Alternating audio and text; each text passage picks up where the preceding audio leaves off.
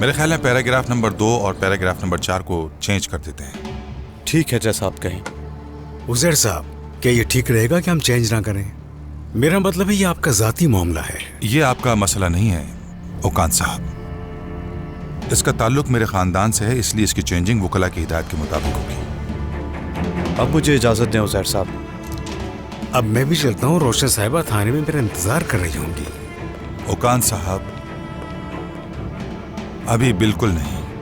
मैं आपको बताऊंगा कि आपने वहां कब जाना है। जैसे आपकी मर्जी, लेकिन और हाँ, एक बात और, उमर को इस बारे में कुछ पता नहीं चलना चाहिए, ठीक है? समझ गया आपकी बात। दिन अच्छा गुजरे। दिन अच्छा गुजरे। आयला, कहिए। क्या मुस्तफा अभी तक सो रहा है? वो घर पर तो नहीं है।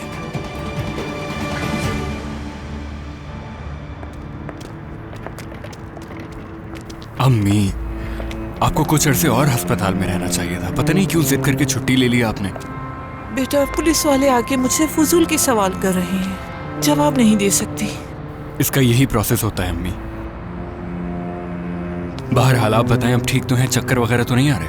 ठीक हूँ, अब घर जाकर आराम करूंगी तो ठीक हो जाऊंगी। लेकिन वो दवा आपके खून में मिली है अम्मी।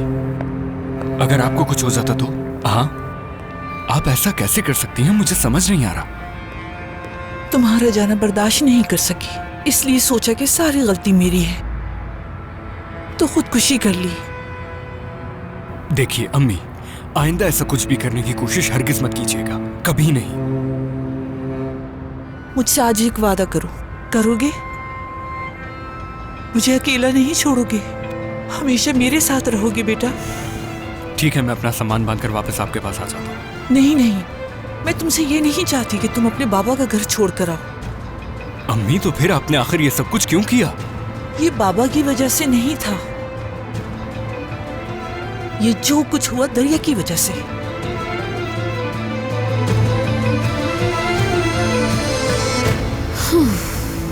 उरूज यार, मुस्तफा रोज मुझे कॉल करता है, मेरे मैसेजेस का जवाब देता है। पता नहीं उसे क्या हो गया, मुझसे बात तक नहीं कर रहा, ना ही जवाब दे रहा है। पता नहीं कहाँ चला गया है। दरिया, बेकार बातें मत सोचा करो तुम। देखो, हो सकता है कि वो कहीं मसरूफ हो, कंपनी की बहुत जिम्मेदारियां हैं उस पर। लेकिन पहले तो कभी ऐसा नहीं किया। दरिया, वो फोन करेगा, परेशान मत हो, और वो बताएगा कि उसने तुम्हें कॉल क्यों नहीं की। फिलहाल हमें आपा को फोन करने की जरूरत है। तुमने देखा था ना कल वो कितनी उदास थी। वो अभी काम पे होंगी, बात नहीं कर सकेंगी, रात में कॉल करेंगे। ठीक है। उफ, हम तीनों की लव लाइफ इतनी कॉम्प्लिकेटेड क्यों है उरूज? क्यों हो रहा है ये सब? नहीं पता, हो सकता है हम तीनों बहनों की किस्मत में यही लिखा हो।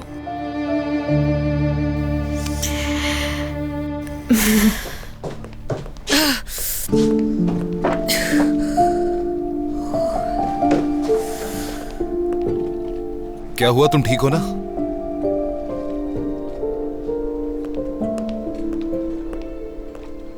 कुछ नहीं हुआ उमर, छोड़ो मुझे। क्या चक्कर आ गए थे? पानी का गिलास ले आए। मैं तुम्हें अकेला नहीं छोड़ सकता, तुम ठीक नहीं हो तुर्कान। अगर ऐसी ही हालत रही तो देखना तुम बेहोश भी हो जाओगी। चलो बैठो यहां पर। उमर, बस चक्कर आ गया था, ज्यादा इशू नहीं बना। इशू बना रहा हूं मैं? सुबह से रुकने का नाम नहीं ले रही हो।